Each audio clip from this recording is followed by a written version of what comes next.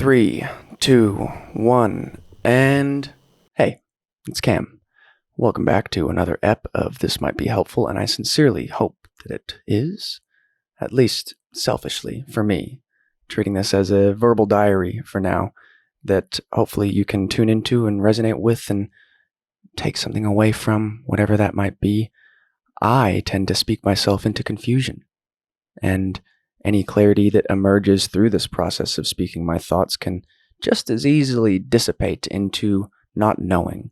And so, knowing that at the end of the day we can't know, a lot of this experience is about accepting and surrendering to that notion, relinquishing ourselves from the need or the desire to know who we are, to know what we are, to know why we are, to know where we're going, to know how we're going to get there, and to know how we're going to manage it along the way.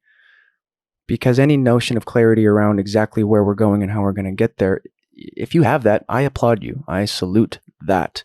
I don't have that type of clarity. My clarity is more fragmented. I've never had a vision, so to speak. I've just been okay with it unfolding. And there are people out there, friends, people I love and know, that woke up one day with just this crystalline vision, and they've been able to take steps towards it and have this unwavering knowledge of where they're going and what the plan is. I don't have that. And that's okay. That's a neutral fact, because what I do have is a real enjoyment and satisfaction and love for where I am and what I'm doing. Does that make it easy? No. I have been full of doubt and insecurity lately, and that's also okay, because I recognize that clarity is something that emerges in the absence of certainty. Certainty is this illusion of completion. It's a dead end for growth. It's where we start to atrophy, because if something is certain, then we won't go beyond that certainty. It's a stone wall. Clarity is something that transcends all of that. Clarity is something that we have a role to play in generating, but also it's a very hands-off sensation. And if we want to take a more physical example of clarity, we look at a pond on a still day, and the energy of the water is in some kind of coherence with the energy of the air and the temperature, and this results in this clarity, this reflection. But if we were to try and scoop that clarity up and take it with us and show it to other people, through that process, we stir up the silt and the mud and the haze, and what was crystal clear before is now totally murky. And we are attached to that clarity, so we try and find it. We shuffle through that dirt and silt and only stir it up more. But if we relinquish the desire for that clarity, the desire for knowing, the desire for certainty, and just sit on the bank and allow that dust to settle back into place, we might allow that clarity to emerge again through not doing anything. To have clarity is different than to know exactly what you're doing and where you're going, because clarity is a fragmented thing. It occurs when a new connection is made in the brain, a connection between here and there, between that idea and that idea, between that experience and that sensation. And that little string of clarity is like a little line of a spider web, and connecting all of these other notions and ideas. But clarity often happens in isolation. So we have clarity when we feel coherent, when how we feel is aligned with what we're thinking. So when we have a new idea that comes up and it makes us feel good, and then we're thinking good things about that idea, we have this coherence, this heart-brain coherence, this energetic coherence.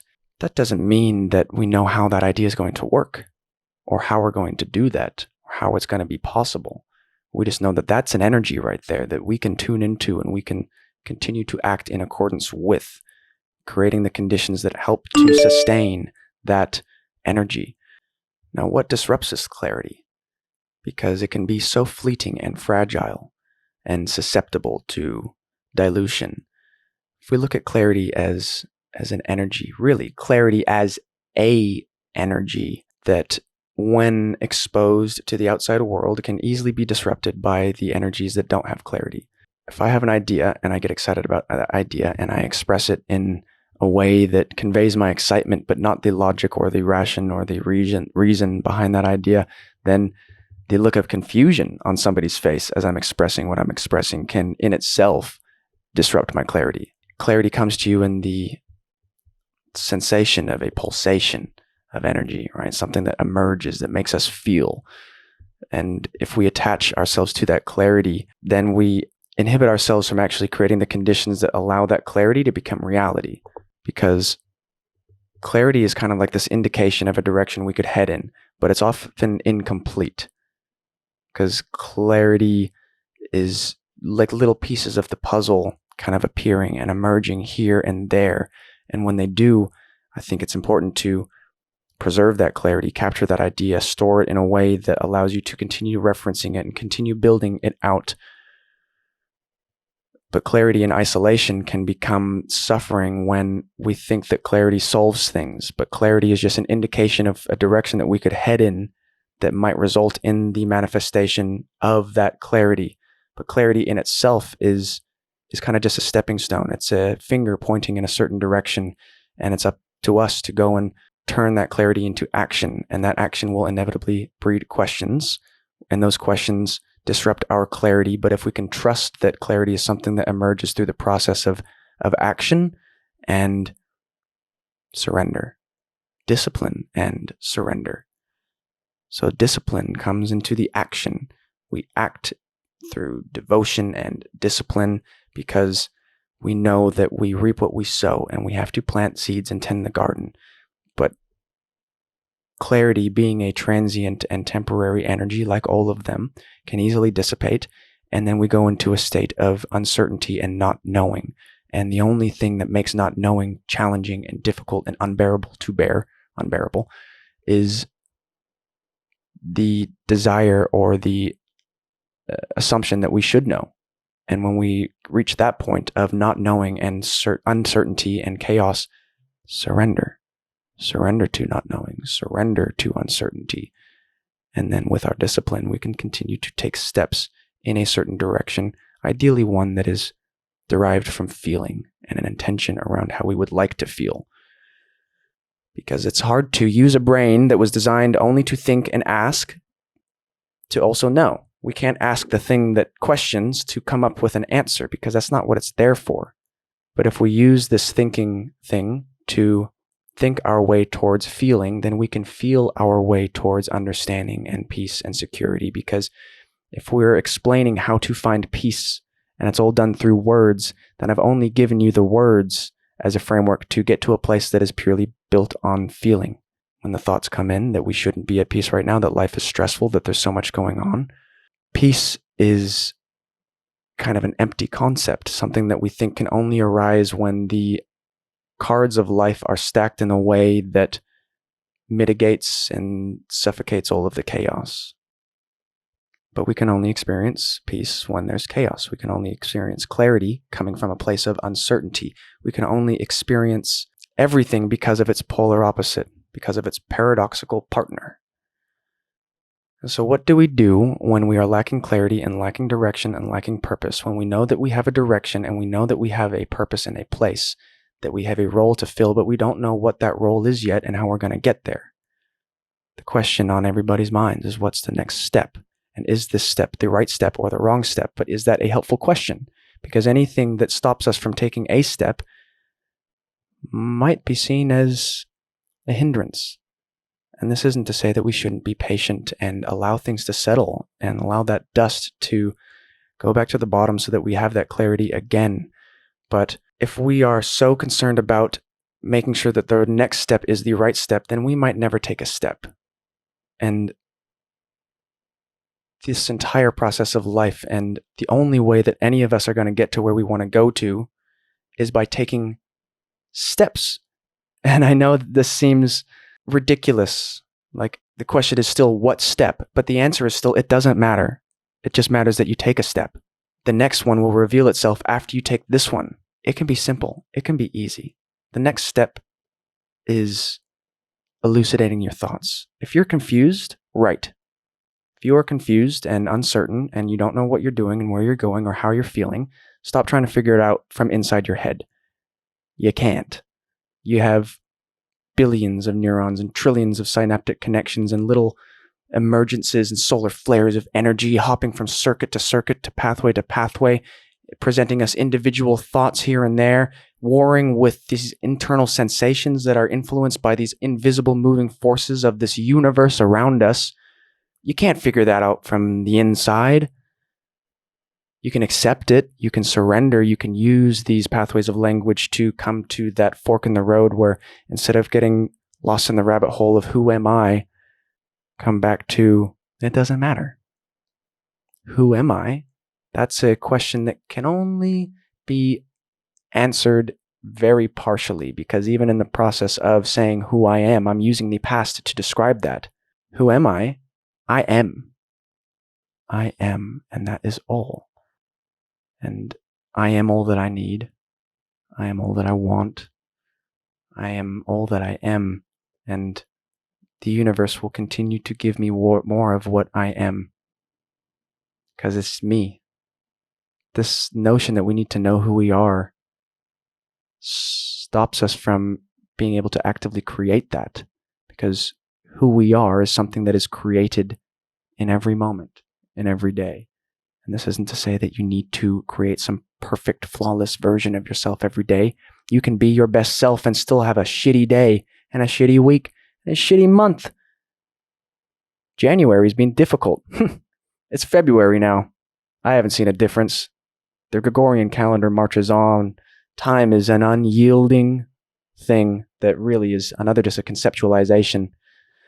This tool that we use to generate some type of idea of coherency from moment to moment, but nothing is stagnant or static. All is in a perpetual state of flux and change, and we are part of that. We are part of that. I've been full of doubt and insecurity and angst lately, waking up with just cortisol and adrenaline immediately. And so when that happens, when I wake up with that type of nervous system sensitivity, then it's an indication to go into the practice. And the practice is the collection of things that we do to make ourselves feel better. And it's going to be super simple, what I'm about to say, but practice for me. Number one, not looking at the phone in the morning. Because this phone is a conduit of completely unknown energy directly into my brain, directly into my experience. So when I go to sleep at night, I put on the do not disturb, I put it on airplane mode, and I put it across the room so that when the alarm goes off, I can turn it off and I'm not greeted with every notification. So there's still another barrier between me and that world. And then I don't look at it for at least the first hour. And I'm not saying that you have to go an hour without it, but try 10 minutes. It will make a tremendous difference. Because you cannot control what you see on that phone. You cannot control what type of energy is downloaded through that experience. And if you wake up in a state of sensitivity, paired with that subconscious access that occurs in the first 10 minutes of wakefulness, where you're still not fully awake and you're not fully asleep, you're in this limbic state, anything that is transmitted into your space of consciousness in that state is going to cement itself in a much more profound way. And so I refuse to allow any of this unknown energy into my space until I have cultivated energetic resilience, some kind of foundation that protects me. I wake up and I turn off the alarm and I immediately go outside and I stare at the sun. I stare at the light. I allow those photons to wash away my sleepiness and to wake up my system, to ground me where I am and to activate things. And from there, I will go into movement. I have to move my body. I have to do it because if I don't move my body and my body is understimulated, then my mind is going to be overstimulated. And the only way to balance that out is to stimulate the body. And then the mind quiets its chatter. If you are overwhelmed and you are overstimulated and you are anxious, that means that that chemical energy that is built to get you into a forward tilt, forward momentum, forward movement, if none of that energy is translated into movement, it goes straight to the brain and then the thoughts do all the running for us and we stay very still while feeling very anxious. So we got to go the other way. Use the body to intervene. And that mind will just slink off into the background. Sometimes it's stubborn though. Sometimes I really got to sweat it out and go deep into that physical sensation of movement because the mind is very strong and it's where I tend to live. It's where I tend to reside, is in a place that is in itself just this perpetual blossoming of chaos and thought. So I wake up, I don't look at my phone, I look at the sun, I move my body, and then I go home and I do some breath work. And that breath work is how I craft and actually cultivate coherence between my mind and my heart and my being in a way that allows me to consolidate all of those energies and flow more dynamically through my day. Because if I wake up and I immediately look at the phone, then there's a potential that whatever I see on that screen is going to set the tone for my day. And I'm going to have to do a lot more work later on to recorrect that, or it might just take over the entire day.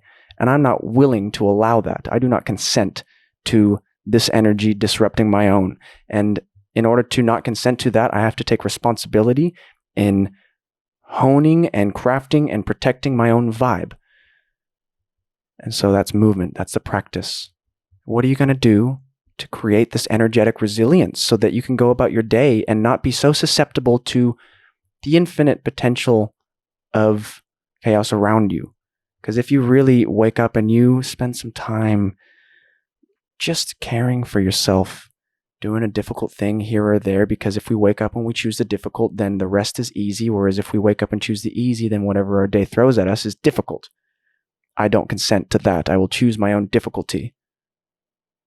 And the funny thing is the more difficult I can make it, the more challenging I can make it, the more I can go towards and through that resistance, the less resistance I experience in my day to day. I can just flow. Problems are no problem. They're all just puzzles, just things to deal with, just emergences of this present moment. And that's okay with me when I've crafted my vibe. It's easy to do all the good things when I feel good. It's easy to meditate and do my breath work and do yoga and go on runs and ride my bike and do all these things when I feel good and charged. It's harder to do it when I don't feel like doing it, but that's an indication that I got to do it because it's not going to fix itself passively. Acceptance is, yes, I accept that I feel this way and I accept that I don't need to change anything and I accept that I am this perfect emergence of life, but I also accept that I don't want to feel this way and I accept that I have a role to play in altering this outcome, and I will do that. I will do that, if only to alleviate this unnecessary suffering that comes from inaction. Because through movement, I actually become my body, rather than just this head walking around full of these thoughts that just has this thing attached to it, that has needs that I can't be bothered to attend to. If I become my body, then there's unity and safety and security just exactly where I am. This body becomes a tool to go deeper into reality, deeper into myself, that it provides the experiential side of reality that my mind can't comprehend. And my mind will try and comprehend it. It will continue to conceptualize things and figure things out. But I also know that the questioning thing, this thing that thinks, cannot also know, and any idea of knowing is a illusion. It is a delusion that I might find temporary comfort and safety in, but it's temporary because the walls can come crashing down. And when we don't challenge our own beliefs and what we're doing, the world will challenge it for us. And will we be ready? Will we be ready to deal with the difficulty that is thrown at us when we have avoided all of the difficulty in our own lives? But hard choices, easy life. Maybe not easy, but less suffering for sure, because your spirit, your character gets honed and tempered like a blade in a forge, and we got a lot of hammer blows left. So if I can allow those hammer blows to keep raining down and have the mindset that every bit of stress and turmoil and volatility and uncertainty I experience and still move through is refining my ability to move through that again, then it makes that stress and turmoil and volatility and uncertainty more bearable. I can accept it. I accept all of it. I accept that it's all the process. When you feel uncertain and scared and upset, rather than thinking you need to have it figured out and determine why it is that you feel this way and what you need to do about it, just ask yourself, how do I want to feel? How do I intend to feel? What is my motivation for feeling that way? Because then you get your what and your why, and that makes it easier to act on. I intend to feel safe. And my motivation for feeling safe is that when I'm safe, I can put things in perspective and I can make better decisions and I can provide and take care of my needs and the needs of the people around me, and I can flow more dynamically with this experience when I feel safe. I want to feel content. My motivation for feeling content is that it allows me to really be satisfied and grateful with exactly how everything is rather than how it appears to be or how I want it to be. I can find contentment even on the darkest days if I allow myself to just sit and slow down. If we can bring ourselves back to feeling and use thinking really as just a means to get back to feeling, then at a certain point we can let go of the need to think our way towards a truth, and we can feel our way towards a truth. And when we get there, you don't have to explain it. You don't have to figure it out either. It's inevitable that your brain is going to try and conceptualize everything that you experience, but it's not necessary. It's just what the brain does. Letting go and accepting, that's not a isolated action or event. It is a continual thing. I am continually accepting. I am continually letting go. I have to, because I'm not aware of all that I am going to let go of in the first place. It's always emerging. And when something arises and emerges in this present moment, it's up to me to accept and surrender and let go, not with the expectation that it will fix how I'm feeling, but with the knowledge that that is how I consolidate my power. Instead of maintaining a fight with the universe, a fight with the world, this argument of why are things the way that they are, why do things happen to me, those are not helpful questions. They leak your energy out, energy that could be better spent actively co-creating this experience. Because it's not that we're bending reality, we are reality. We don't have to bend, but the more supple we are, the more we can bend and adapt to this experience. But if we are maintaining this argument with the world and this resistance to how we're feeling and resistance to what we know we should be doing about that feeling, then we become brittle. And when something is brittle, it snaps. I will be supple. And that flexibility, that starts with the body. So over the next few days, try and create space for you to be flexible and open with your body, with your mind, because through that openness, we see and understand that what's going on within you isn't going on just within you. It's not your fault. It's not your doing. It's your experience, but it's also these innumerable energies coalescing around us, moving through us, that when we are resistant to them, we trap them inside of us. But when we can come back to that place of openness, we allow those energies to flow through. We are the space in which it all occurs, just like the sky is the space in which the weather occurs. And if we can sit back in openness and acceptance, then we allow this space to blossom more life rather than get stuck in the weeds. So anyway, that's what I've been thinking the last few days. I love you. I'll leave you. Hopefully this made sense. If you're still here, you're still with me, then thank you. I am grateful for you. I am. Talk to you next time.